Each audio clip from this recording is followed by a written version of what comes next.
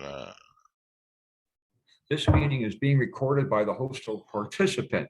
By staying in this meeting, you consent to being recorded. All right, well, at least I have a warning, unlike the government, when they record us, they don't give us any fucking heads up, eh?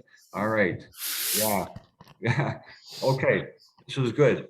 All right, so do I address the viewers? Do I say hello viewers, or do I say hello Richard? I don't know how to do this. So you tell me, and I'll follow your agenda there, how this thing goes. I have no idea, but this is my buddy.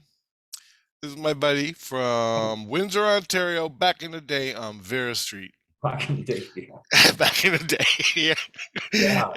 And we both had a lot of experiences. He's got some stuff to tell me, and I'm just happy I'm hanging out with him again.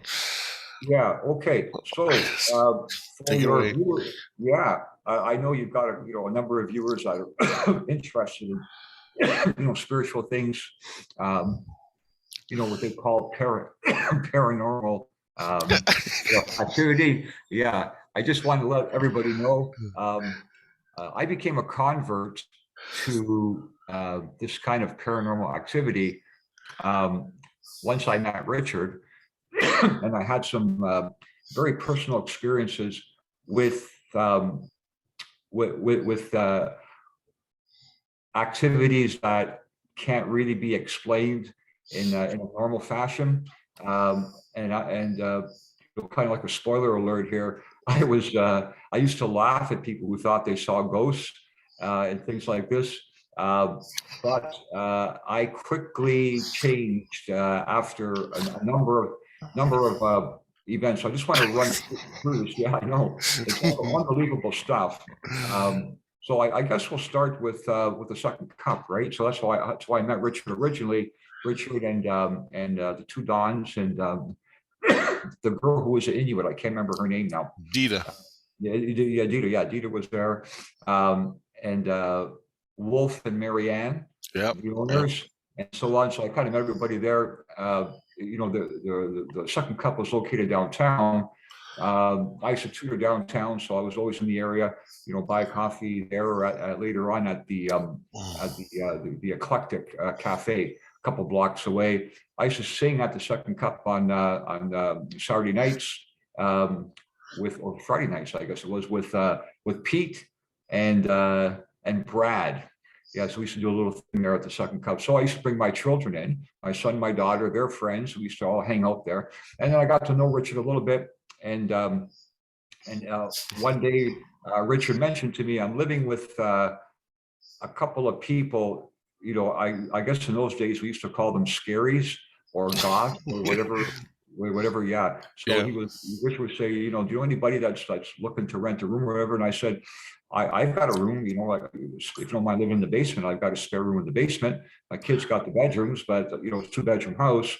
But you're welcome to rent from me in the basement. So that's why I got to read Richard originally. But now we're going to the first part of the story. So Richard told me, look, my mom and my sister want to come to the house. They want to meet you. They want to meet your children. Before I move in and all this. So I said, yeah, it's all good. So so one day we all met and everybody came in. Richard's mom was there, his sister. And Richard himself, myself, and my son was there. My daughter, I don't remember where she was that day. She wasn't around. So we're all sitting in the dining room table, and they ask questions. Where do you work? This and that. All the usual stuff. And then during the conversation, Richard asked me a question. He said, "Chris, just have you had anybody in your family, or do you know anybody who's died recently?" And it's like, yeah, but I was thinking, like, why would that come into the conversation about renting a room, right? And I said, yeah, as a matter of fact, my uncle passed away recently. And then Richard says, was he a tall guy? I said, yeah. Did you know him from the second cup or something? He goes, did he carry a briefcase a lot of times a briefcase, and he had brown shoes and well-dressed guy. I said, yeah, that sounds like that would be my uncle. He's a former alderman in the city and so on. And he goes, and was he missing 3 fingers on one hand? Just like that. I'm like, yeah, so you know him, you must have known him, right? He goes, no, I just seen him walking through your kitchen. That was and at that moment I said, I got to rent to this fucking guy. This is unbelievable. What?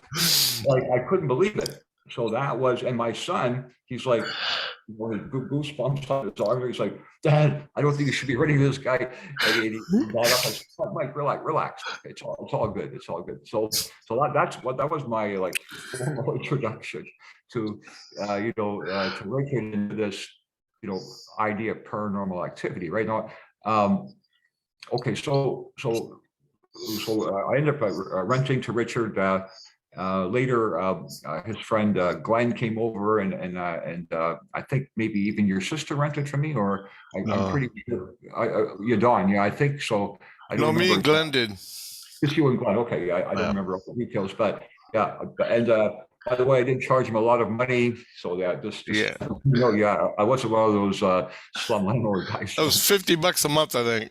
Was that what it was? Or a paycheck, one or the other.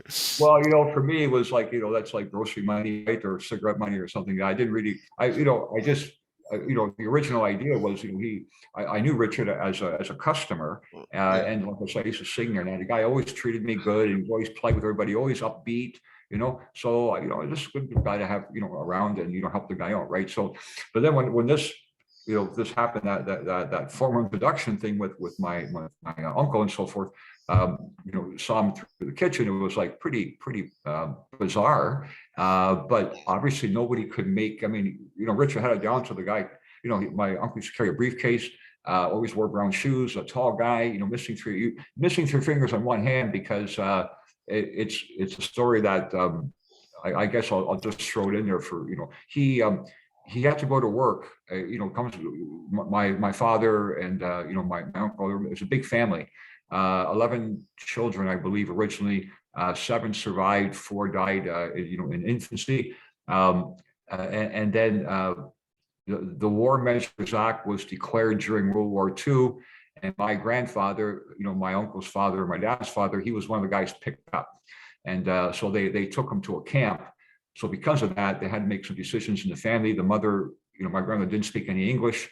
So the oldest one, who was my uncle Tony, he was continuing his schooling and he was working. So he's going to school in the daytime, working a midnight shift.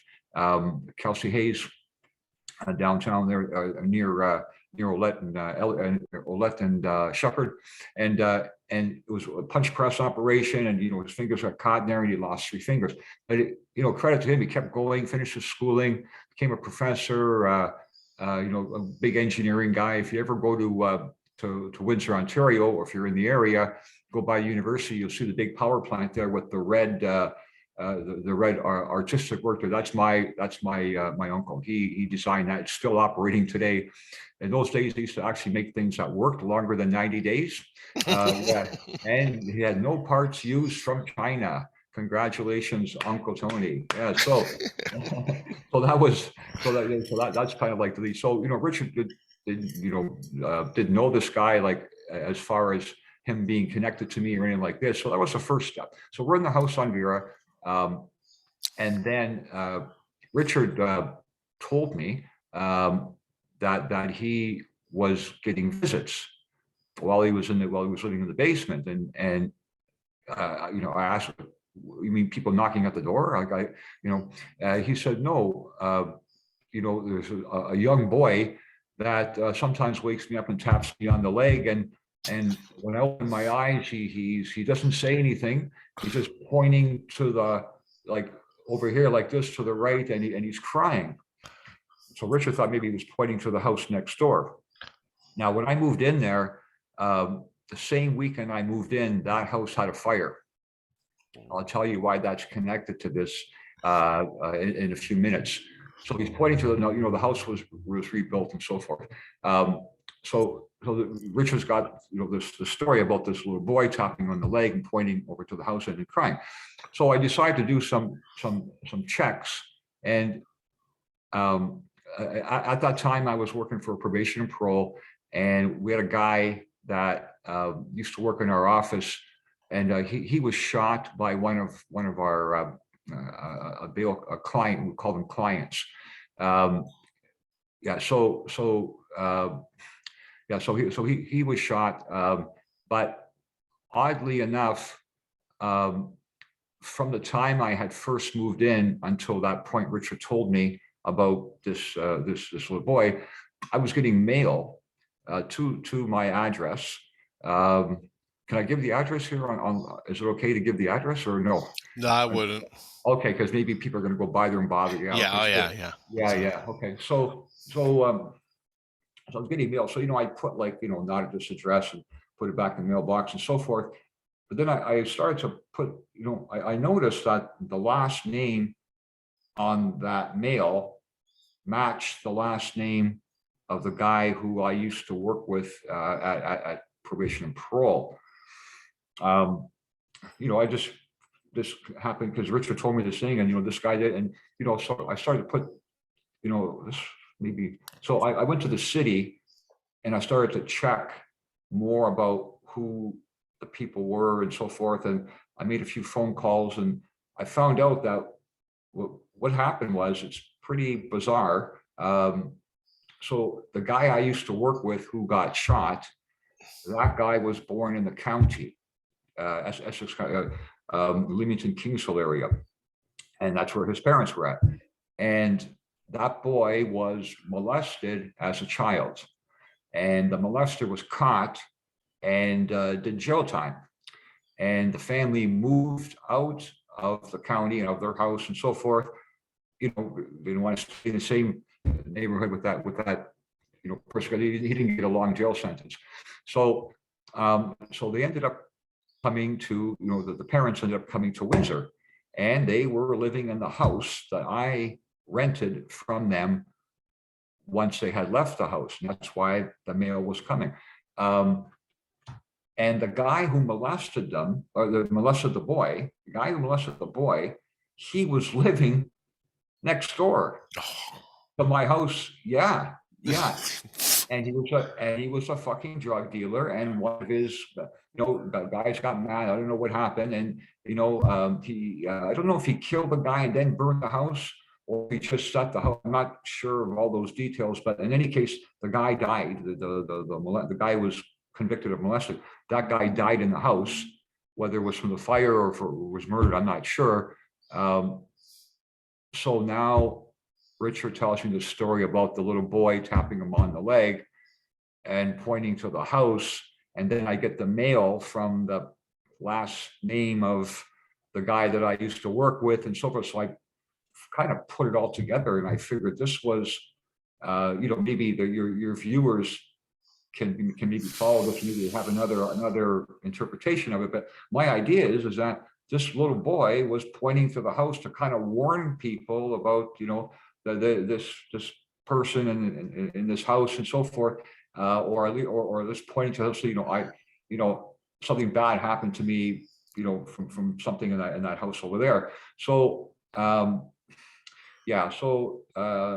that part of the story was even more bizarre. So now I've got a guy I used to work with who got killed. His parents lived in the house I rented from, and then Richard's getting visited by what sounds like an apparition of the little boy, trying to maybe warn Richard. And so all that stuff was kind of like, I don't know, Richard, if you even knew that. I don't even know if I ever told you that. So it was like, did I tell you? I don't even... Yeah, you told me it, but I forgot.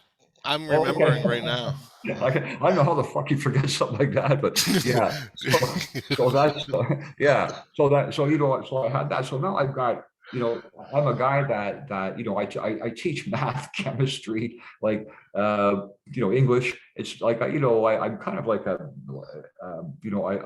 don't just jump to conclusions. I kind of like to look at things first, but it's pretty with the stuff with my uncle. even down to missing 3 fingers on one hand and a tall guy, etc. And then the little boy tapping Richard on the leg. And, that kid's parents lived in my, my house before I got there and so forth. All these things just started to like, yeah. So Richard's mother explained something to me one day. Can I say this about? I guess, yeah. Okay. She said when you were born with a thin veil. When you came out, you had a thin veil around you, and they had to break the veil. I don't know if you remember that. That's your mom told me that. No. Yeah, No, and so she thinks that's why you're maybe more in tune to, things that maybe the rest of us can't see as easily as you can. So I think that, yeah, I don't know the science behind that. I just know that that was what your mom told me, was maybe that would explain why you were kind of in tune to things. So, I've got that situation. So at this point, I'm figuring out that Richard is not making this shit up, and like he's really got some connection that other people just don't have. And then, as if these are not enough, I've got more. Yes, but there's more. So, remember Susanna, my girlfriend, my old girlfriend Susanna. So maybe you don't remember. I think you remember the story. So Susanna and I, we were dating. I was a single dad, by the way, everybody. I raised my 2 kids by myself there for the most part. But Susanna was my girlfriend at the time, and one day she wanted to, she used to talk to me about. She had a roommate named Lana, and her and Lana lived in a high-rise downtown. I'm not going to say the address. And they would hear these tapping sounds like this.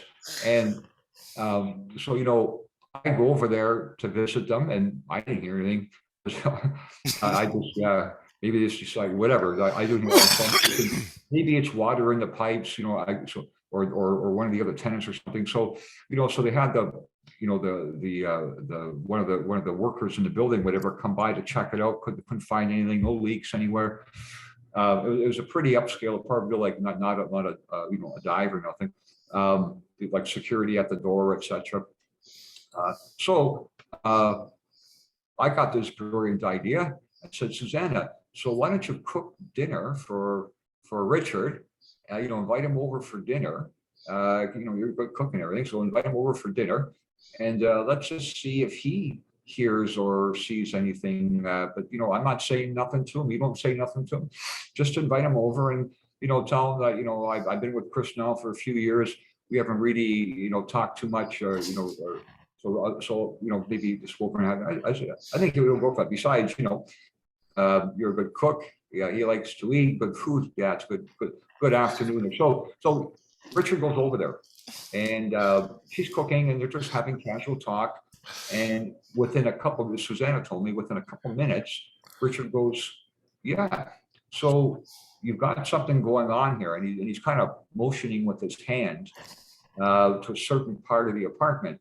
And she's playing dumb. He's like, oh, really? While she's cooking, right? Not trying to let on for anything. He goes, yeah, this is the word she told me he used. There's a portal here. There's a portal here. And there's someone trying to communicate with you. So Susanna said, she's trying to stay calm. Like he picked the exact spot where the tapping was. And, she's just cooking dinner in the kitchen, and it's like it's open kitchen. It's an apartment, right? So it's like there's no doors or nothing. But kitchen's open, living room, dining room combination thing, right? With bedrooms, right? So she's like, okay, yeah. Oh, really? Okay. So she keeps cooking, whatever, and there's a photo album on the coffee table. So Richard's, she says, she's like, oh, that's interesting. I don't see anything unusual in that spot or whatever. So Richard he takes a photo album. She told me he starts going through the photo album, and then he stops and he points to a picture and he goes, "That's the person trying to communicate with you. Who's that?" And it was her father, her late father. Remember this now? No, You I don't don't remember? remember. Okay. Well, I remember it because Suzanne told me. She was almost crying. And I said, "Well, he's probably communicating with you because he wants you to know he's all right." Uh, so that was another indication that Richard's got something going on here that, and you can see here, you don't even remember this. I thought I've never forgotten this. It's like, holy fuck. This Yeah, happens every day, every day, every but see, day. okay, so for me, it's an unusual experience. For you, it's a good experience. No wonder you forget. But for me, I just don't have any and I haven't had any kind of what I would call like a supernatural experience or paranormal experience. Ever since that time, I haven't seen anything. I end up moving. Well, that's not totally true. Wait, okay, so I nothing in Canada, but I did work overseas. And when I was overseas, I did have something bizarre happen. I worked in Korea for a while. Yeah, something happened. I'm going to go on. That's not connected with you, so maybe another Yes. show we'll talk about that. But as far as and then when I came back to Canada eventually, my kids were growing up before I left. I'm back here now. I've been back here now for 10 years. In Canada, I haven't had any what I would call paranormal supernatural experiences. Haven't seen anything that would be considered to be a UFO or anything like. I just I normally don't have any exposure to this kind of thing. But when Richard moved in, and for the time he was there was a lot of stuff I saw that I don't think can be explained in a conventional manner. Yeah, so I'm just going to light up the cigarette and take a little break. Maybe I was rambling too much there, but it was just like, to me, it's just like yesterday. Like I remember it clearly. I remember where you were. I remember the table in the dining room. I was on one end. My son was at the other end. You were on the left side. Your back was to the kitchen, and your mom was next to me on the right, and Dawn, your sister, was next between my son and your mother. I still remember how everybody was sitting. Like it's just like something like this happened. You don't fucking forget. Yeah. Yeah. I mean, but I guess if it happens every day, maybe you do. But for someone like me, I don't forget. And I'm I'll never forget how I felt when I figured out that the guy I worked with who got shot, his parents were actually living in that house where just before I moved in. That's why they're getting mail there. Wow. And then the little boy, yeah, tapping you on the foot, pointing to the house, and it's like, holy shit, yeah. So, yeah, so the whole thing is just, and as a matter of fact, my daughter used a Google Earth, I think it's called, where you have like a camera, you can zone in on an address or whatever, Yep. and she got a picture. I can show it to you. But the problem is that on the not the problem, but on the picture, it's like she couldn't find the address. So, she put in an address like across the street, and our house that we used to live in showed up on that Google Maps thing. And in the window, you can see someone. And I've got the picture. So and that was like a recent picture within the last month. So if you are interested, I can use the files, I'll just send it to you by file, I can show it to you, but the way the pic, maybe how to crop pictures or whatever, if you want to take the address out. But the address across the street was what was used to zone in, because when you get the address, it zones in on everything in that area. And that you could see very clearly. We lived down. Remember, we lived down. It was a duplex, upper lower. Yeah. We were downstairs, and that crazy lady, whoever was upstairs, and it's in that window of her house upstairs that you can see what looks like a male figure in the window. And this was a month ago. Yeah, and it's not like there's nobody there. So it's like, there's nobody living there. So Right. It's like, yeah, how about that? So it could be the address. It's that house itself. Maybe something happened in that. I'm not sure. But again, I had no, other than knowing Richard as a customer and, singing where, the coffee shop where he worked, I had no real, we didn't have like, he was, I was like, I don't know, I think I'm 20, 10 or 15 or 20 years old. I'm going to be 66. I'm not sure how old you are. I'm at least 10 years older than you, probably 20. You look about 45 or so. I don't even know your age. Thanks, man. I don't even know what you are. Yeah, but we didn't have a, so because I'm raising my kids and I'm working and we didn't. Yeah, Richard's got his thing like so. But we got along really well. He was a great tenant and so forth. So I knew him that way. I didn't really know him like personally, like in a lot of ways, right? But when this kind of stuff happens, you find out about people really quick, and yeah, there were other. Things that happened there. One particular thing I'm thinking of with Glenn.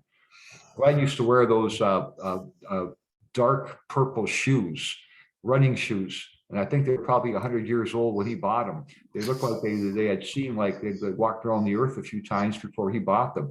They were purple. I always remember Glenn with that purple. And he had the big glasses, right? And we had another experience with a Ouija board. Yeah, and that was and I don't know much about Ouija boards. I don't. Yeah. 1 sec, sorry. Yeah, no problem. Okay, go ahead. So I'm not sure like what to make of Ouija board. For me, it was more like a fun thing because my daughter comes over. At that time, she was pretty young. I think maybe 10 or something or 11, and the girl stuff, the sleep pajama bullshit, right? Girls come over. They hang out together. They whatever they not play house. They're a little older than that, but like they just do like girl thing. So they want to try this Ouija board thing. So Dad's gonna play along, just to do the father thing. So yeah, okay, let's try it. And Glenn was all into it. So we're doing this Ouija board thing, and the Ouija board thing it was pointing over to that house again. And it's yeah, and it's like I'm not sure exactly what if Ouija boards are like legit or they're just maybe it's explainable in a conventional fashion. I don't know, but I just thought that was bizarre too. So it's obviously something connected to where we were living that was very interested in kind of like signaling to that house next door there and so forth. So yeah, so that's that's the little bit of a catch up on Richard. So for anybody who might not know Richard, for as long a time, like I've known Richard since the mid '90s approximately. We haven't been in touch now for 20 years until today, but I can tell you, like the stuff I saw, I haven't seen since, and I never saw before. And that includes my girlfriend's apartment, and in my place, and with Richard and my uncle, and the little boy tapping him on the leg, and the whole 9 yards. It's just like it's quite the story, and yeah, I just can't understand how to explain it in any other way except as some kind of non-human. I don't know how to put it. But it's not a figment of somebody's imagination. Nobody could make up a story with somebody missing 3 fingers on one hand, or going to an apartment they've never been to before, and within a few minutes pointing to a spot where they say there's a portal. I mean, it's just like, yeah, that stuff just that doesn't happen even in the Hollywood scripts, right? So it's like, yeah. So that's it. So if Richard's telling you he's got these experiences, I'm going to vouch for them just based on the fact that I've had my own experiences with Richard, and the stuff he told me and explained to me that what he was seeing just can't be explained in another way. I would invite anybody who's watching the Richard show today, if they've got another alternative idea to explain this, I'd like to hear it. I'm sure Richard would too. But again, I'm looking at this like this is not explainable unless you introduce the idea of some sort of paranormal or supernatural interference, whether it's energy, whether it's an actual like a, what we call it, like a traditional ghost or whatever. I am not sure, but I know that, like, I could never walk into somebody's place where I've never been before and say, oh, right over there you've got a portal, and it's like, in actual fact there's some tapping that was going on there before, and I couldn't open up a photo album and say, that's the guy right there, and happens to be your father, who passed away. And same thing with the little boy tapping him on the leg, and the house next door, and I worked with a guy, and he was molested when he was younger, and the parents were this is like, you just, yeah. So all right, Richard, you want to I got one for you. shut me the fuck up here for a minute? Yeah. Just, I have to throw this in. I have to throw it in. Okay. So me and Glenn were sleeping down in your basement, and there was three kids, that spirits. Now Glenn didn't believe in anything, right? He didn't believe in ghosts and all that shit. Okay. We were both sleeping, and I immediately knew this, but I didn't say nothing to anybody because I didn't want to deal with oh, you're full of shit, Rich. So you're gonna love it. Okay, give me 1 sec. Give me 1 sec. Okay, go ahead, man. Really quick. This is great.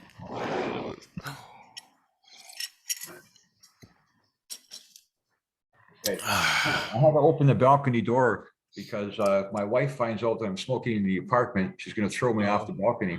Yeah. So, you don't want to mess the place up with blood and all that.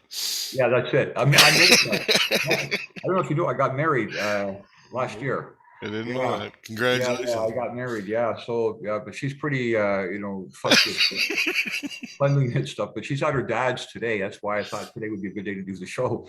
Yeah. I haven't told her anything about this. I haven't told my wife, any of these experiences, nothing like that. Yeah. So, okay. So tell me, give it to me. What's your story here? I want to hear it. Okay. Me and Glenn are sleeping downstairs. Yeah. And these little kids, there's three of them, three or four. There's 2 or 3 boys and 1 girl, and they had a little gang going. Okay. And they'd always come into your basement at night. Now they were upstairs also, but I'm sleeping, and I'd wake up, and one of the kids would be touching my leg, right, the whole leg. And I'd always shoo them away, and I'd shoo them away. Well, after about a week of that, it was starting to drive me nuts. Well, they started going further. The one boy, he would slowly bring his hand up my leg like that, and he'd grab my balls, and I would jump awake, and I was like, "You little fucker!" I'd go off chasing them, right? You mean you were sleeping and you saw this? Yeah. What does the boy look like? I'm not here. I've never heard the story, but you never told me before. So. Oh, well, it was just 3 little kids. I don't know what they look like. Oh, like 10 years old kids or 7. But you saw them. Oh yeah. Well, spiritually, I saw them.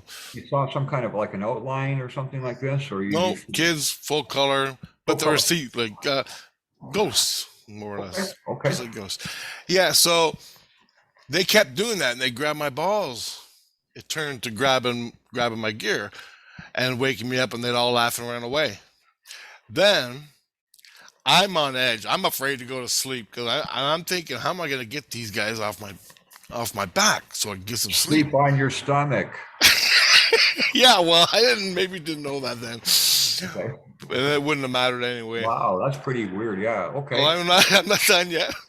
So I asked, one day I said, I got to ask Glenn if this is happening to him, because he's sleeping in the next bed next to me, right? Okay. And I'm thinking it would be cool if I could confirm from Glenn that this is happening. Then I ain't going, it ain't just on me. Yeah. So I asked him, I go, hey, Glenn, you getting touched on the legs by little kids at night to grab your balls? And he goes, yeah. I thought it was only me. I wasn't going to say nothing. He was afraid to say it to you. You were afraid to say it to him. Yeah. And that ain't nothing. So We Okay. talked about it a little bit. We talked Yeah. about it a little bit, and we went to sleep. We didn't know what to do. We're both tired, and nothing happened that night. But I'm on edge sleeping, like I'm ready to freak out. All of a sudden, I'm sleeping, and all of a sudden, I heard something next to me, to my on Glenn's side of the bed, and I don't know. I woke up and punched like that at the little ghost. That's what I was gonna do. Just hit the little ghost and smarten his ass up. Don't touch me. But instead, I threw a punch and I punched Glenn right in the head. Oh, Dang damn. near knocked him out. Glenn's like, oh, why are you punching me in the head? Oh my God. Okay. That was it. That was funny though. Wow. Well, you know what? Well, you mentioned to about the little boy touching on the leg and pointing to the house, but I didn't know there was like, Oh yeah. was that the same No, one it of was the same different, boys? different, Different different boys. set. Okay.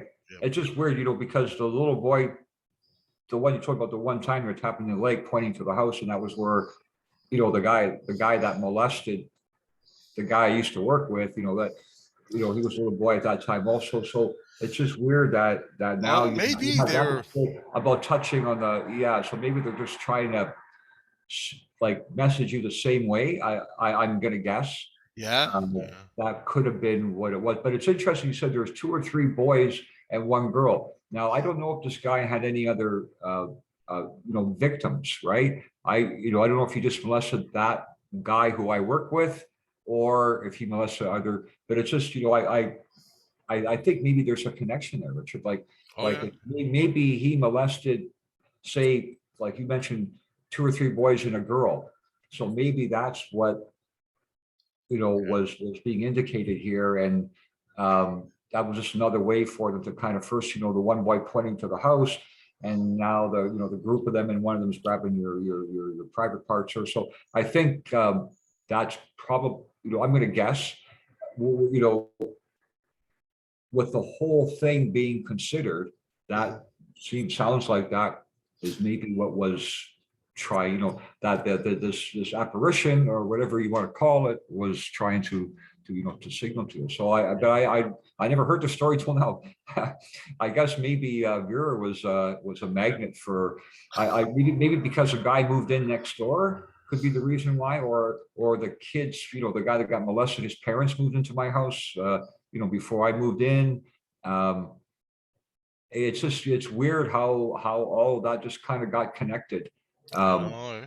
yeah, in the county, and the parents moving there, and I work with the guy, and I love this guy. This guy was great. Like, he a very outgoing guy. Something like a very outgoing guy, big sports fan.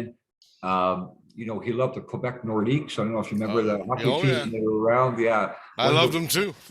Yeah, so Wendell Clark, for Matt Sunday, he was all into that stuff.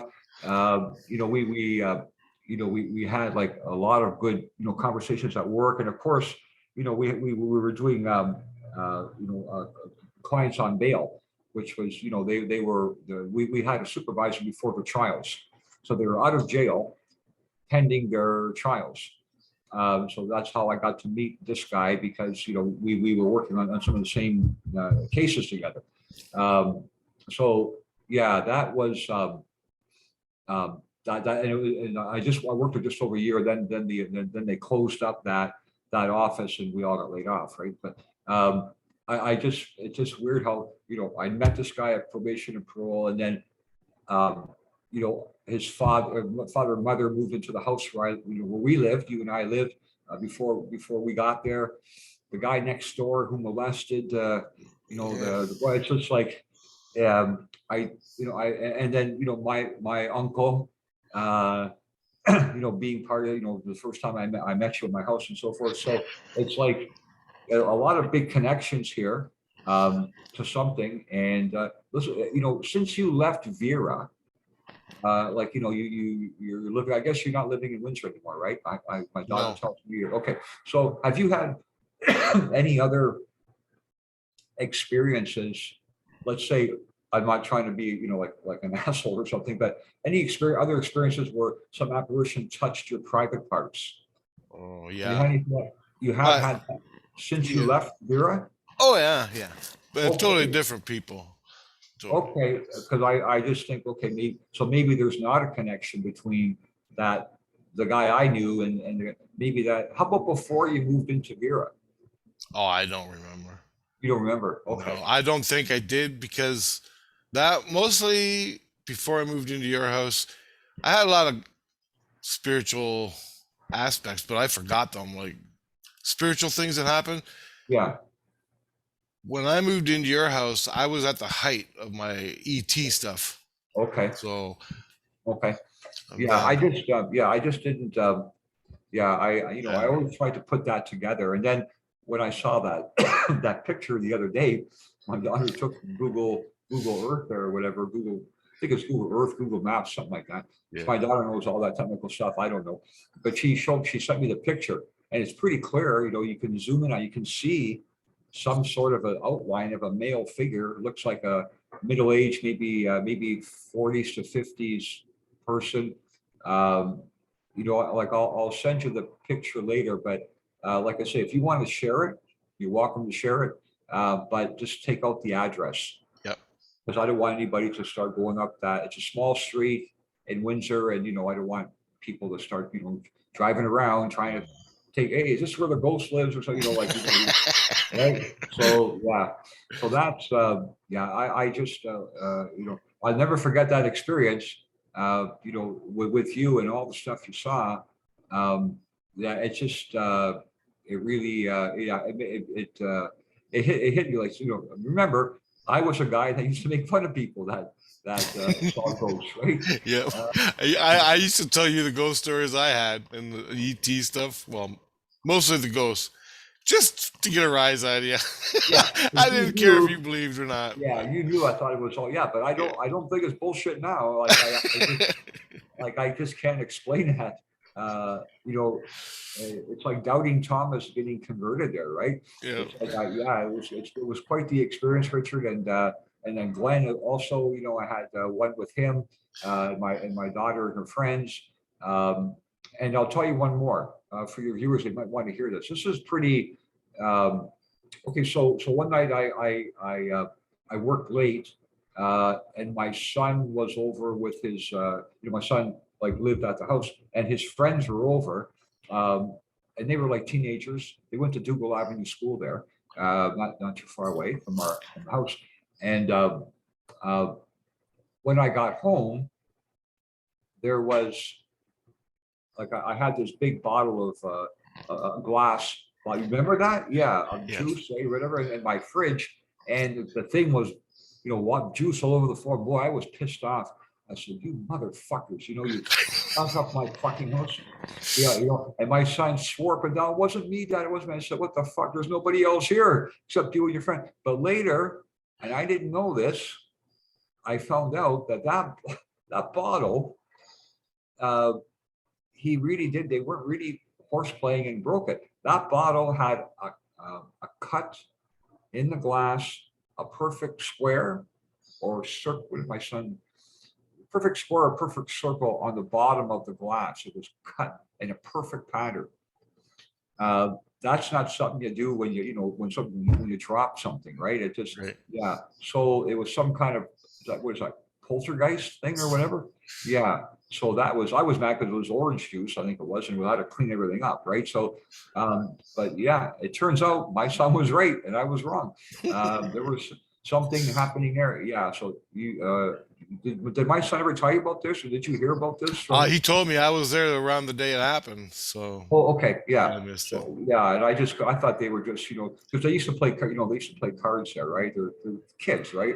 They Yep. played, Pai Gow and whatever, right? So I just thought they were doing stuff that they shouldn't have been doing, but I was wrong. So that's another example. So yeah, it was, yeah. Overall, I became a convert to the idea, like open to the idea that, um, if someone doesn't have an explanation for this in a conventional manner, then you have to accept an unconventional explanation. You just can't ignore it and say, well, that person's not, they're whatever, paranoid or schizophrenic or what are these, bipolar, some of these other fucking bullshit terms that they have. It's like, you know, it's clear that, you know, some people like yourself are able to see things that other people can't see. And, you know, you otherwise have like a normal, like, you know, you work and, I don't know, you married, girlfriend, I don't know about any of that stuff, but, you know, No. yeah, okay. But I think, you know, like when I knew you, you had, you know, remember Dawn, the Yep. other Dawn? Yeah. Yeah. No, we'll mention your last name. So that's, Thank you. yeah, she used She to was hang fun out. though. Yeah. She used to hang out with Pete and I, Pete and Brad. You know, we used to do the singing. So she'd be one of the people that would come, and I think that's how you got to meet her, right? And Yeah. yeah, but you know, you live like a normal, like you're, you know, maybe, well, I don't know if it's normal to be a Maple Leaf fan, but like you're a hockey fan. Yeah, you know, you work, you got this, you know, you don't have any other kind of like, um, you know, bizarre philosophies per se, right? You're a functioning member of society. So, you know, when something like this happens, you know, you kind of have to take a closer look at it. It's not somebody that, you know, is off on the deep end all the time, and this is just another page in their story. This is something that, you know, you were working. I remember you were working, and then I think you were cleaning later too, right? Janitor, and that Yep. whole complex later. Yeah. So it's like, you know, you're a contributing member of society. You're not really like looking to score like, you know, like a book deal or something like this or Hollywood. You're like, you know, the just an ordinary person who had a number of extraordinary experiences. Um, so I think, yeah, and I don't know how many other people are like you who you know, who've had the same kind of thing happen. But you know, if I were to have those experiences, what would people say of me? Right? You deal with Uh, it, Chris. Over time, you don't give a fuck anymore.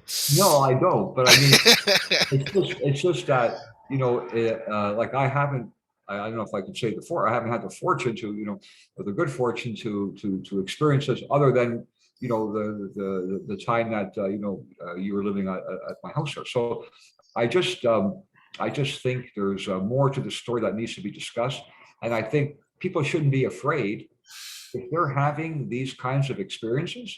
Um, you know, that let's not push it away and say, oh, it's not scientific. It's not like you just go on a talk show, try to make some money or something like that. It's like, no, people are having these experiences without intending, you know, to profit from them or to gain attention for themselves. They're just living their lives normally, and then suddenly they have these experiences. Um, so, and I would consider myself to be one of them. When I met you, right, I was just living my life, raising my kids, working, and enjoying my life, and you know, I didn't really go looking around for any kind of like spiritual stuff, whatever. And then you get boom, you just get hit with it, and it's like you just can't ignore it. So it's always stuck with me. That's one of the reasons why I wanted to come on your show today, and tell people that this is not, Richard is not making up things off the top of his head.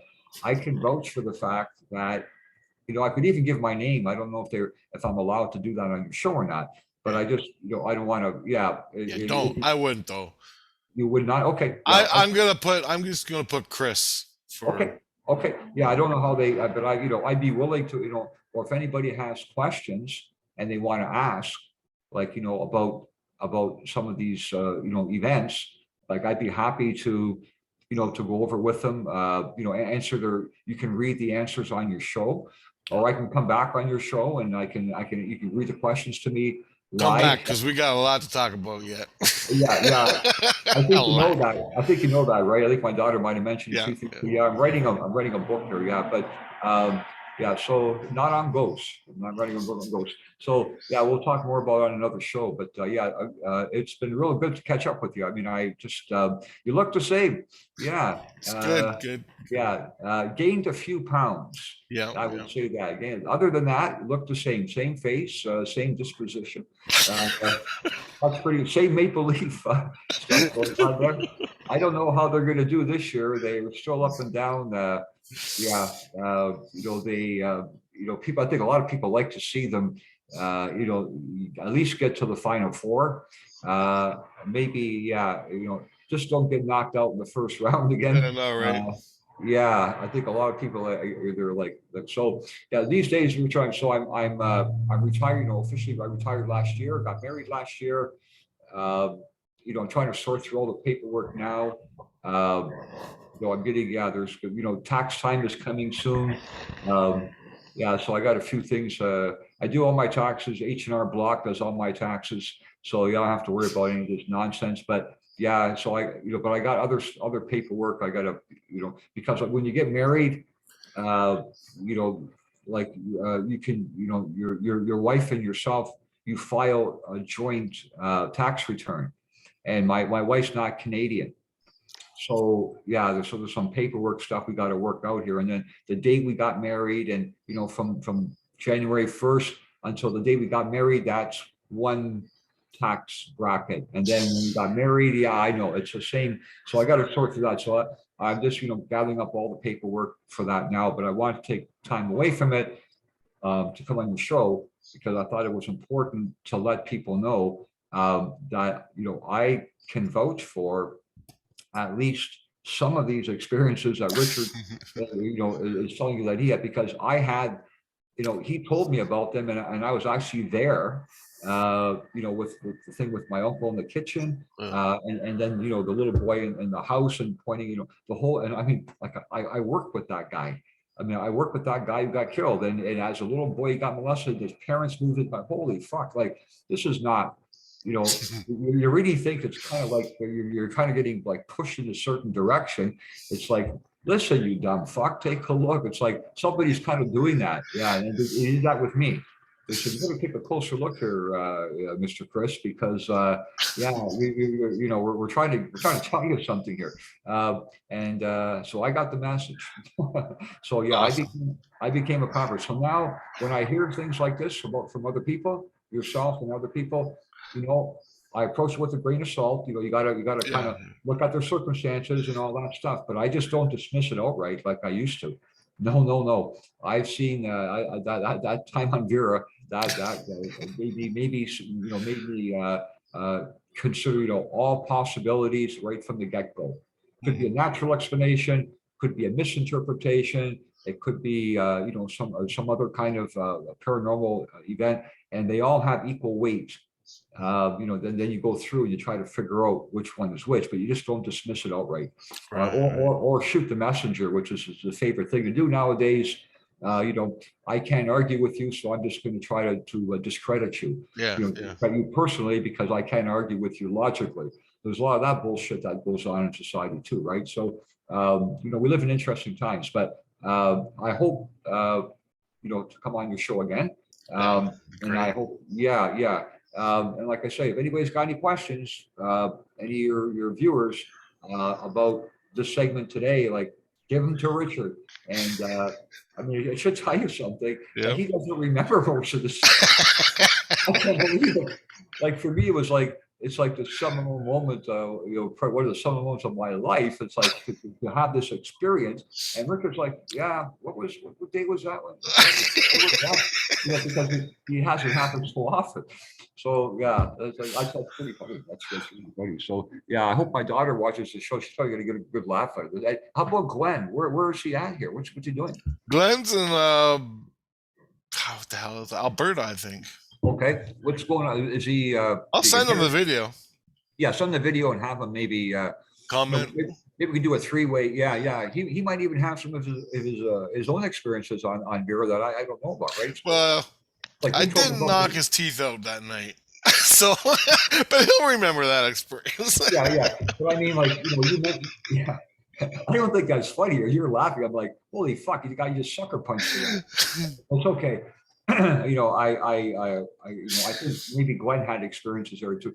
Glenn was always. Have your viewers met Glenn before, or are they? No, no, no. Okay, yeah, Glenn was a pretty. The whole crowd was pretty good. The two Dons at some point lived in my house, spent time in my house. Richard, Glenn. Uh, I think at one point there was. I think I had seven. Yeah, at one point there was the two Dons, myself, you, Glenn. So that's five. And then my two children and myself, eight people in the house. Yeah, for that 1 month before they all took off. Remember, they wanted to save money, so they stayed in Oh, my place for 1 month. They were all no, I going. don't remember that one. Oh, well, I remember But I because believe you.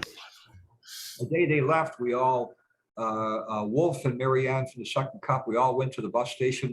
Yeah, yeah. And Dawn had that big walking stick because she found out she was 1/16th Indian.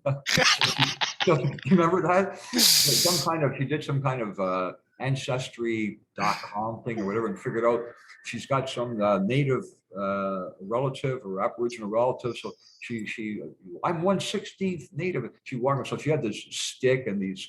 But I hope Dawn doesn't watch this video. She probably shoot me. But yeah, so I remember we all met at the bus station. I think you went and you were going to Vancouver, I believe. Yeah, Vancouver. Yeah, it was. Everybody was leaving, and I think they were all going out west. Yeah. So that was like 3/4 of the staff at the. We got, but it was something that Marion and Wolf showed up at the bus station. And, I know. and I went with you, and yeah, this wish you guys well and all that. And I don't know how long you were in Vancouver. I kind of I know Dave 3 years. Yeah. Okay, I know Dave Perry ended up going out there too. Remember Dave Perry, drummer, No. Anita's friend, big tall guy. Okay, yeah. Yeah, Dave Perry was out there. A few other guys I know went out west because back then out west was like booming, right? With the the carbon based the employment, right? The oil sands and all that. Everything was booming, and Vancouver was doing really well. So Windsor was kind of like I think GM had pulled out or they cut their shifts. It was getting to the point where I think the production. Windsor was kind of like going down. In terms of jobs, so it was a good time for you guys to get out. Well, I just wanted to go out west. I just wanted to see like the Yukon. We spent 2 months on a damn Greyhound, all of us, and we just toured Canada. Yeah, took the slow boat to Vancouver. Yeah, it was nice. Yeah, it's pretty good. So I've only flown over it. On an airplane going from Vancouver to I've got my own experiences. Yeah, but it's not paranormal stuff. It's government stuff. Yeah, and that's another. Yeah. There's a guy that used to write for Maclean's magazine. His name was Alan Fotheringham, the late Alan Fotheringham. He used to do an editorial there, commenting Maclean's. He witnessed one of those events at the airport there, and but he didn't want to do the story. I thought he would get in trouble if he did the story. But I got some stuff about government. And I'm sure I'm not the only one. I'm sure other people got other stories too. But yeah, another show, another day, another time. But yeah, I'm happy, everybody. Okay, where's your sister? She's in Vancouver Island, Victoria area. Okay, so she's out there, and Glenn's in Alberta. How about the other Don?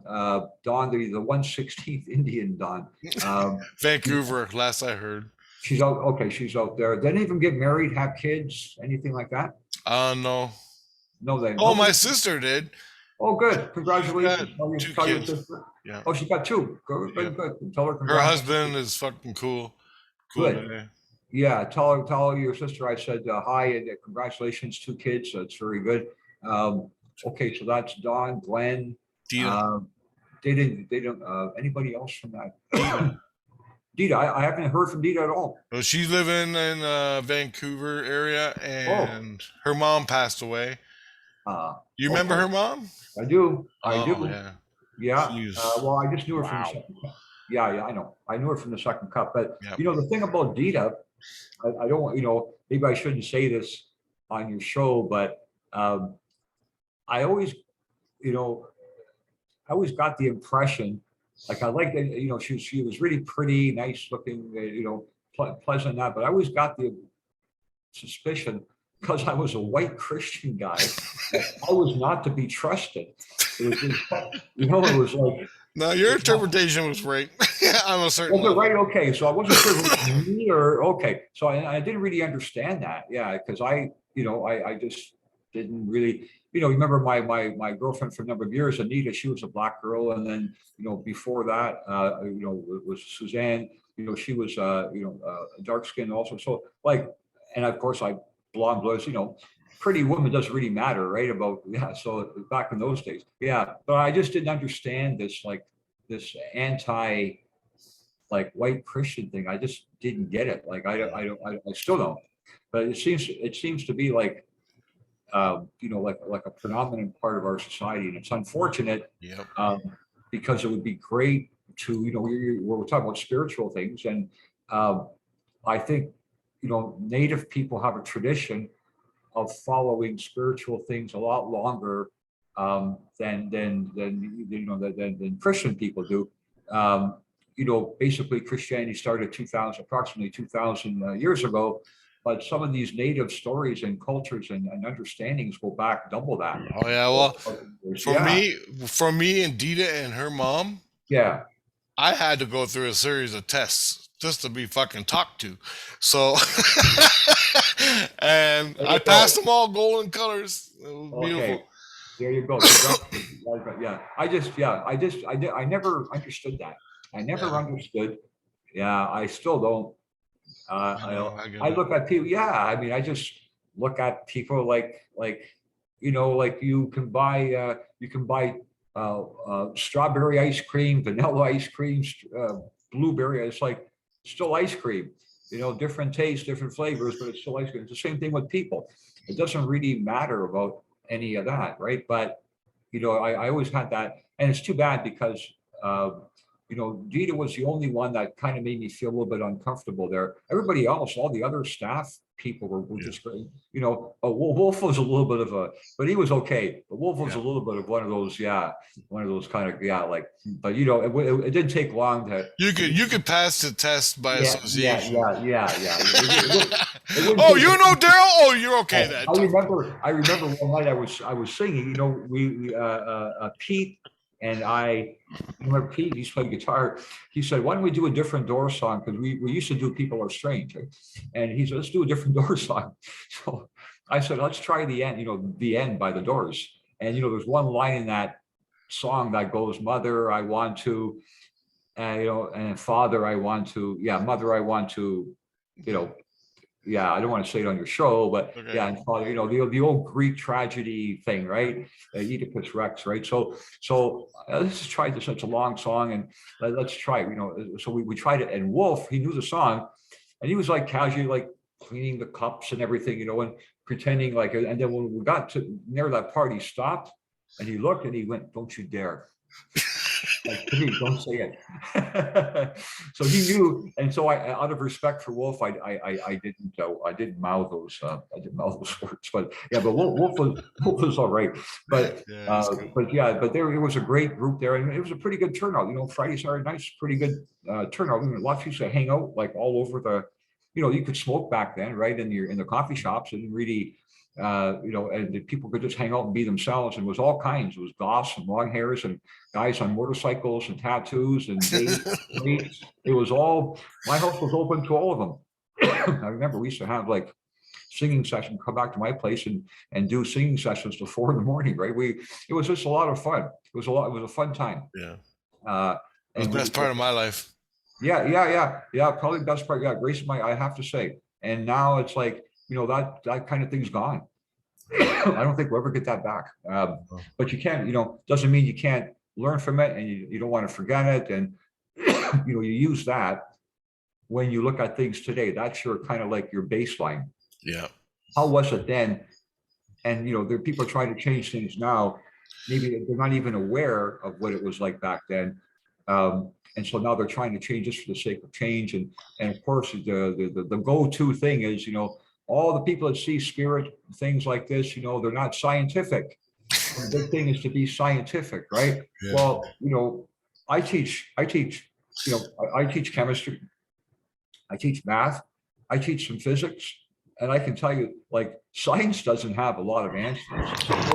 Sorry to say, and like, yeah, like, you know, it's a good starting point, and like we should consider all possibilities.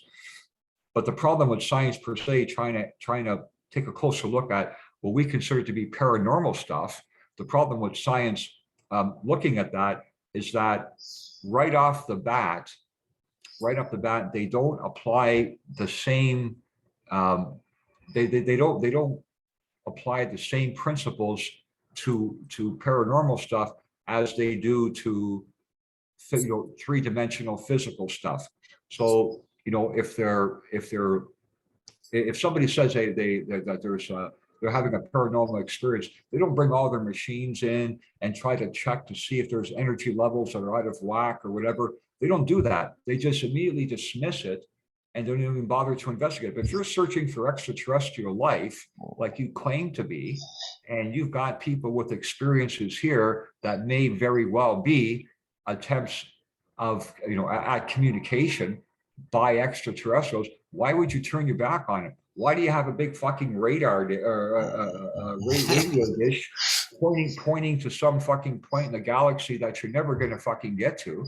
And I understand. Okay, maybe you think you're going to get a wow signal or whatever. Okay, but what about right here? What about our wow signals right here? Yeah. On the earth? Yeah, and lots of people seem to be in tune to this stuff, and it's not given the same attention, scientific attention. So that's when I start to get suspicious of science. They can explain some things, but when they turn their back on other things because it doesn't fit their theory or because they aren't getting a grant to study it, it's like, well, you know what? How about you go fuck yourself? I'll look at it myself, and I'll just yeah. So you got to be if you're going to be objective, you got to be objective in all aspects of science. You just can't pick and choose. Yeah. That's my problem with a lot of the people in science. Not all of them, but a lot of the people. So yeah, I like to stay in touch with these things. I'm happy I came on your show today. I didn't mean to ramble so much. No, hell, there was a guy who came into the second cup, and he worked for NASA, and he had half his face was blown off in an explosion. And we didn't. And Dawn D, she didn't know why this guy's face. So she asked him, "Can I ask you a question?" And he goes, "Yeah." And he goes, "How come half your face is gone?"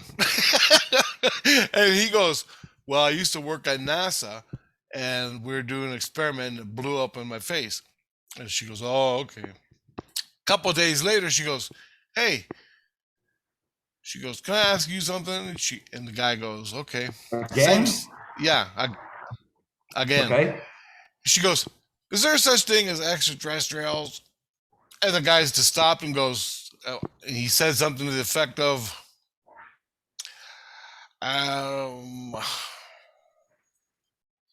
"You don't need to know," something like that. Okay. Yeah. Okay. So basically, yeah. That's the end of the questions. After that, you might ask him any more questions. I don't think he came back after that either.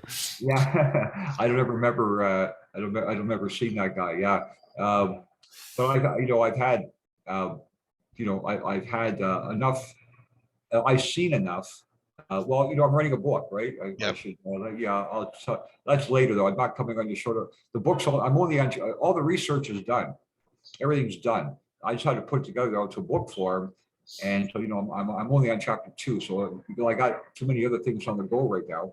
But yeah, I plan on finishing it up, hoping this year. We'll see. That's the project. But yeah, when we're talking about space agencies, a lot of people trust. They hear the word NASA.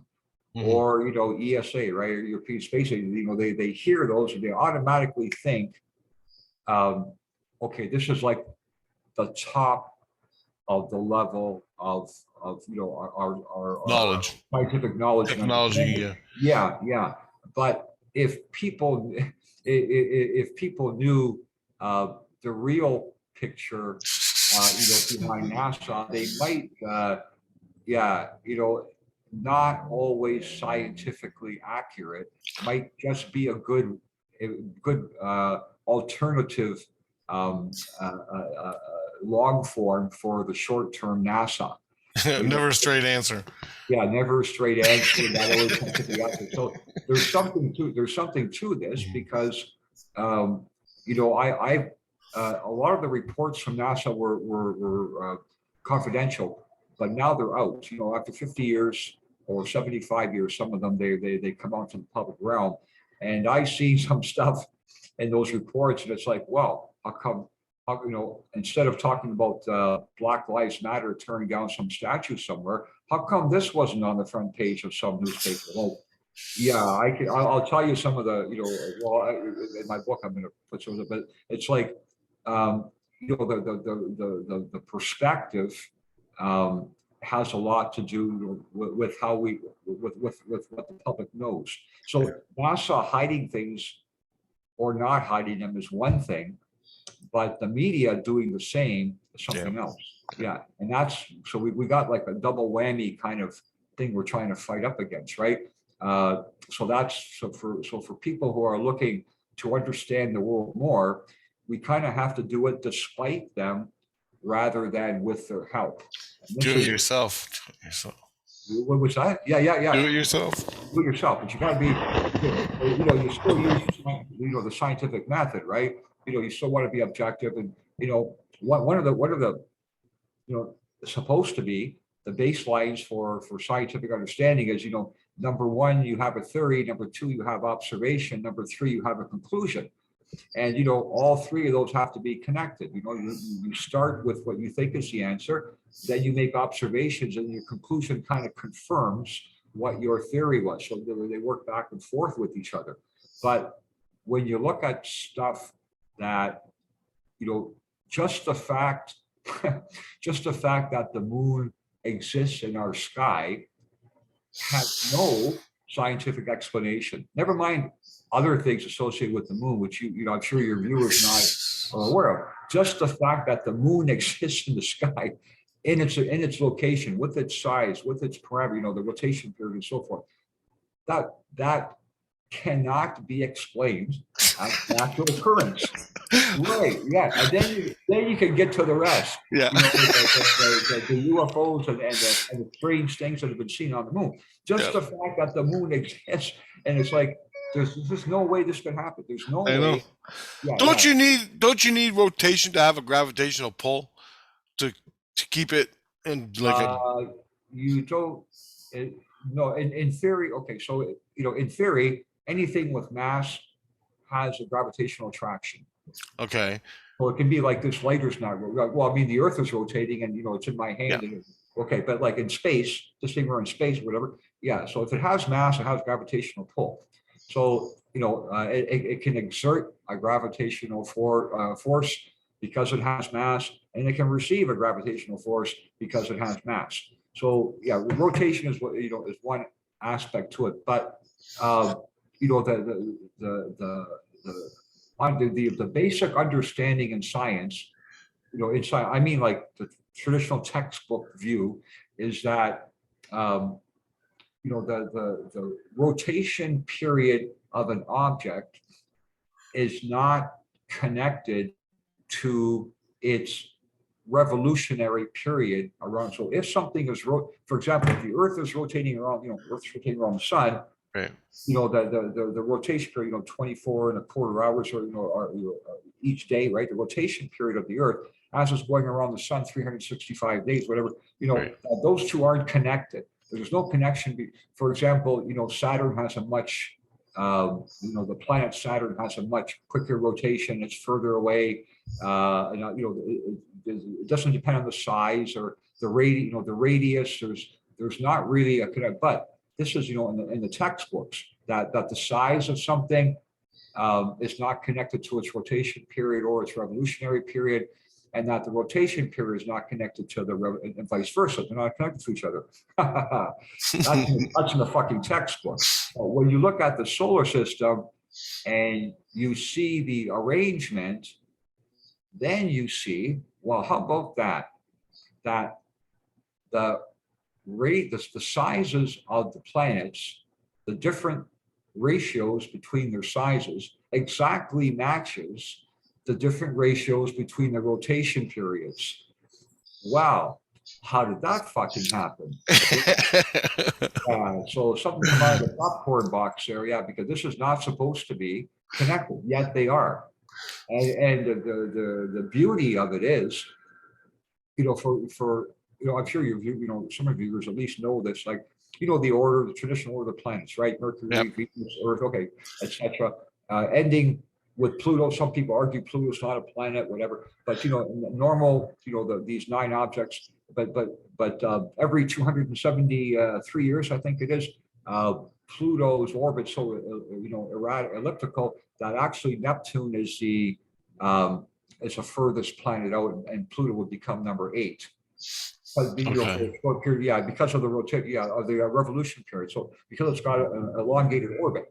So, but even if you put consider the numbers in a straight line, starting with Mercury and ending with Pluto, or you go from Mercury every 273 years, ending with Neptune and Pluto, it's the same. Oh, yeah, it doesn't change. And the same ratio in the sizes is found in the same ratio between the rotations. So this is not, yeah. And the moon just sits there. Well, the moon, yeah. I'm only talking about the major planets. The moon itself is, So the fact that the moon, even like I say, even exists in that orbit. There's no way, in tradition, they're trying to find a way to explain this, and one of their explanations is that the moon, as we see it in the sky now, basically appeared before people walked on the earth. This is their traditional, that approximately X number of billion years ago, the earth formed, was a molten mass, eventually solidified. And somewhere in that process, some other object from space slammed into the earth, pieces come up, those pieces became, and that was our moon. This is a theory. But the problem is it doesn't match the facts. Observation and conclusion. So what you really got is fuck theory, good observations, and fuck conclusion. But they put them all together, and they've got a lot of alphabet, like I like to call them alphabet credentials. PhD, MBSC, like all the letters of the word salads are. That don't mean nothing. Like if you can't explain it, human evolution is the same. You can't, if the basic, one of the basic scientific principles is you can't get something living from something that's not living. That's it. Okay, yeah, and there's other, the second law of thermodynamics, there's other things involved there, but the basic thing is nobody's been able to create something alive from something that's never been alive. So the theory is that this now it's changed from theory to fact. Humans came an evolved process from other life forms. But if you say where was the first life form, and show me the A to B to C to D, show me where something that wasn't living became something living, and then show me how that something living progressed through the different life forms to human beings. I want to see that. I want to see that. We can't. We don't have the fossil. Yeah. You don't have the fossil evidence because it's not fucking there. Because your theory is fucking full of shit. And they use Darwin's. Most of these people have never read Darwin's paper. I read Darwin's paper. Darwin says, I have no evidence for my theory. In fact, the evidence points to a creation. He said that there's nothing in the fossil. He goes, the fossil record is lumped together. There's no progression. It's like a big fucking dump of fossils here, and then a blank spot, and then another dump of fossils here. He goes, but that's indicating creation. That's not an evolutionary process. But yet, even though Darwin himself had reservations about his own theory, now it's become a fact. and they say you're a Trump supporter if you don't believe in human evolution. Well, you've got to fucking prove to me that you can get something alive from something that's not alive, which goes against every scientific principle in existence. You cannot get anything alive from something that's not alive. You cannot do it. Yeah. No one's been able to do it. No one. Everything that's alive now comes from something else that was alive before. No exceptions. There are no fucking exceptions. So you start with that, and this is basic science, but see, they ignore that. They don't want to talk about that science.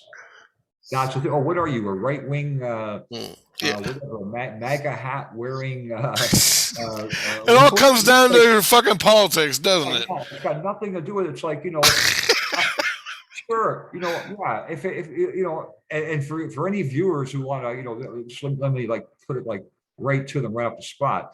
So like you're right on the spot. So like, if I were an American and I was voting in an election, I had a choice between Donald Trump and Hillary Clinton. Well, certainly I would pick Donald Trump. But if Trump wasn't there and it was a choice between a rock over there from somebody's property there that's been sitting there collecting moss, if that rock was running for election against Hillary Clinton, I vote for the fucking rock. It's not like I'm a Trump supporter. It's just like he was the better of the two options. Not to say he's something great or whatever, but this is the problem, right? People don't understand. Like they try to go right wing, left wing. Science isn't right wing or left wing. I know. So why would you bring that into the argument, right? So I don't really understand any, and the same thing with human evolution. Well, you're a right wing conspiracy guy because you don't believe in human evolution. Well, I don't believe in human evolution because you can't prove it. So what does that make you, right? I might you call me right wing. You're right off your fucking rocker wing, buddy. You can't, if you can't explain it, why should I believe it, right? So that's my thinking on this.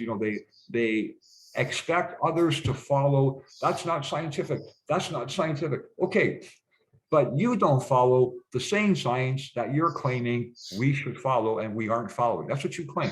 So anybody wants to, we'll start with that, and then we'll go on to the spiritual stuff later. But it's like, yeah.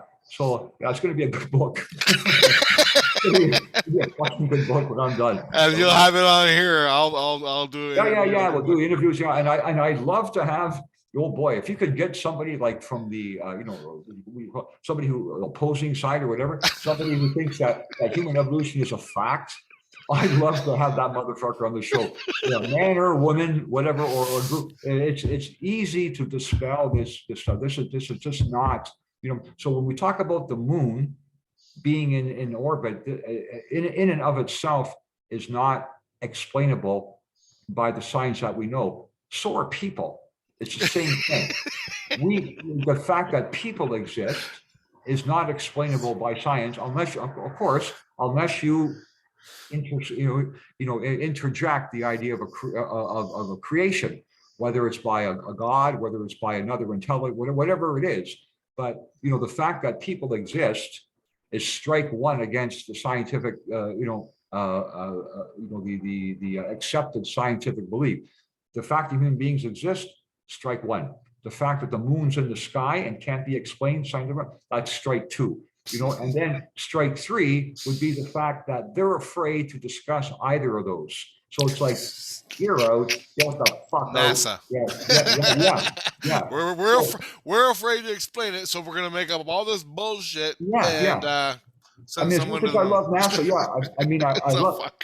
I don't think NASA is like, it's a huge organization. I don't think they've got like this big conspiracy mentality from A to Z where they all get together and say, let's not say anything. It doesn't work like that. But I think when it gets to the point where they find things that they don't want people to know at this time, or maybe they don't want them ever to know, I think those are the people that are deliberate, and most people that work under them may not be aware of them, or they exactly. So the top brass. Yeah. And they fucking set the rules of what. Yeah. So I think we've got a lot of that going on, and I think that has to be looked at more closely. But it's good to have guys like you, shows like yours. You get the other side out there, and again, it's not against the scientific community per se. It's only against those people who work in the scientific community who don't use their own rules when they apply them to looking at other events, such as, what happened, what we saw on when we lived in that house there and so forth. They don't apply the same principles. They dismiss it outright, or they use labels. You're a right wing this, you're a Trump that, you're a MAGA this, you're anti-science that. It's like, no, I'm not. But thanks for trying. Thanks for coming out. And let's get back to the question rather than back to the labels. So you don't call me a name, I don't call you a name. Let's discuss the actual evidence, right? Yeah. So I'm hoping we get more of that, and I'm hoping your show can do that. So okay. 4:20. I got to go check and see what bills I got in the mail. The only thing that's consistent in the universe. Yeah, fuck. I should have 2 mailboxes. I get so many fucking bills. I should have 2. Yeah, it's okay. They're all getting paid. I just, I got, like I told you, H&R Block does all my taxes, right? So I used to do them myself, but now it's getting too complicated with my wife and, all the other things. So, I just, okay. So H&R Block, you do, I pay them $50, $60, it's done. So I did it last year, and wouldn't you know it, it was April 30th, right? Tax. So I finished everything. I paid my taxes, all done. In September, like 5 months later, Canada Revenue Agency decided to reassess me, and I owe them another $401 and something cents. Okay, so they didn't. H&R Block is my representative, so when they communicate, they're supposed to send a copy to my agent, which is H&R Block. They didn't. They sent it to my email. Okay, now I got that email 3 days ago. This is September 2021 when I got reassessed. I got the email 3 days ago, my private email. I'm like, what's this? And then, of course, I tried to go to online to see, and your username is wrong. Your password is okay. Here we go. Get on the fucking 1-800 number, wait a half an hour. Somebody comes online. We went through it all. I reset everything, my password and all that. And I get there and I see it. And now it says, September 2021, we reassessed you. You get your notice of assessment in July. Yeah. So I did my taxes April 30th. I got my notice of assessment in July. And then I got dinged another 400 for their error, not because anything I did. They're in the email, which I went to the website to see, said we delayed sending you another T4 or whatever. So now you have to pay another $401 and something cents in taxes on this. But they delayed sending it to me. It was done in September. They didn't email me until 3 days ago, which is February, which is how many months after that is October, November, December. 5 months later, I get the email to say, by the way, we reassessed you 5 months ago because we were late sending the T4s, and now we're telling you about it 5 months later. The agent on the phone tells me, don't worry, you don't have to pay any interest on it. I said, are you fucking kidding? I said, send me the hard copy. Send me, and why didn't you send it to H&R Block? I don't have an answer to that, sir. I said, okay, is there anybody I can talk to that would have an answer to why I have H&R Block as my official representative and you didn't notify them? I'm working from home on my cell phone. Okay, all right. Thank you, sir, for your time. Yeah. Okay, so it's like, here we are. So I'm waiting for that bullshit to come in the mail. So I got to figure that out. It's only $400, but it's like the idea is they were late with their T5, I guess it's called, whatever the thing is. They were late with it. They sent the notification to my private CRA account, but didn't send it another copy to my email address until 3 days ago. That I wouldn't even have known about it. If they had sent it, the email last year, I could have taken care of this last year. They waited 5 months. Oh, we're behind the virus, this and that. Okay. So now, so I gotta chase this down and figure this out. So that's why the book is being delayed. Yeah, your viewers are probably turning us off right now because they don't want to hear it. But yeah, I'm sorry, just so everybody know. Yeah, like we all have these normal lives that we live, and then sometimes we have these very extraordinary experiences, such as the ones Richard's been telling you about, and the one I told you about today that I had when Richard was living with me. So thanks everybody for I don't know how long has this thing gone on for now. It's been a while, hour and a half Yeah. almost. Yeah, I didn't mean to. Hope I haven't bored No, anybody. no, shit. I love it. Thanks. Yeah, yeah. So when Richard talks, people listen, and yeah, do yourself a favor because yeah, he's got something some special connection that a lot of us don't have, and we should applaud him for it. And hopefully, enough people to trust hearing these kinds of messages. Take a closer look at them. So that's what I'm hoping for. Okay, Richard, thanks. And I'll talk to you. I guess we'll do another show soon, right? I'm not sure. Yep. Well, I'd like to get there. If anybody's got questions, I'd like to get the questions. Maybe you can save them up and then I'll come Yep. back. Yep. I'm sure might be the easiest way. And then I'll just do all, give it to you. But I don't want you to tell me the questions in advance. Okay. Yeah, I just want to, I don't want to like give any, I'm not a politician with my fucking soundbite, my tie and suit here, right? I just want to give it like exactly how it happened. So I get the question, I answer the best way I can. No memorization, no fashionable thing to say. Just talk straight, right? All So right. yeah, we'll do it. Okay. I'll make up some questions for you that I'm interested in because there's Yeah. things that I don't know about, like astronomy and that. I'd like to do that. Oh, you want to do? Oh, yeah. Okay. Yeah. This show was kind of like about to kind of like verify your ability to see things. But yeah, general questions on astronomy or things like this. Yeah, I'd be happy to, if I can, I'd be happy to answer them. Yeah, stuff like about the hollow moon. Or the hollow Earth, or the flat Earth. Flat Earth. Well, you know what? I like the flat Earth people. I knew you would. Yeah, I don't believe them, but I don't care. Like, and I don't call them right-wing conspirators or whatever what do they say? Right-wing, I don't, whatever the terms are. I don't degrade them by saying, I just, I'd like to hear, anything you want to show me as to why you believe the earth is flat, right? So, you keep it open, even though people just, that's a typical thing, right? They dismiss it right off the bat. It's like, I want to hear this. I want to hear it, even though, I mean, it's like Islam, like I have a lot of students, who are Muslim. I've gone to the mosque 25 times. I've listened to them all, their history of Islam. I've listened. I've sat with them when they've done their prayers.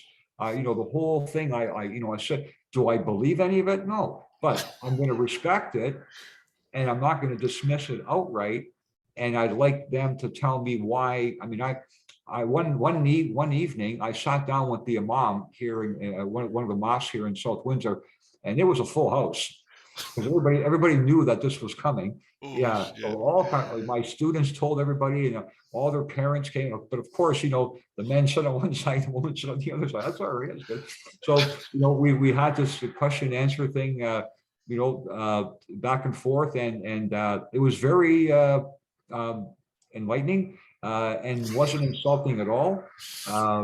But he couldn't answer, the most basic question that I asked him right off the bat. And, I didn't want to make the guy too uncomfortable because he's with his, his other people, right? So, yeah. So I like to ask questions, and I like to, to answer them too. So part of the discussion, and we're always, sometimes we're right, sometimes we're wrong, but if we're always trying to get the answer, eventually we'll find it.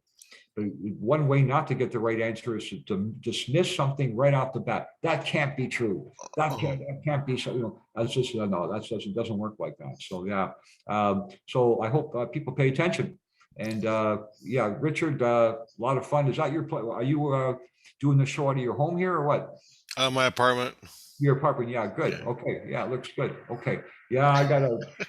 My wife's not here today, so I'm taking advantage of it. That's why I'm smoking here. And yeah, then I gotta turn the fans on, air the fucking place out before she gets home. She's got You sure you weren't smoking in here? Just get the Lysol. Just get the Lysol. That usually works. Okay, great catching up with you. Thank you, Rich. Okay, Thank you. man. Take care. Bye-bye. Okay. Good Later, time. Chris. Yeah, bye-bye.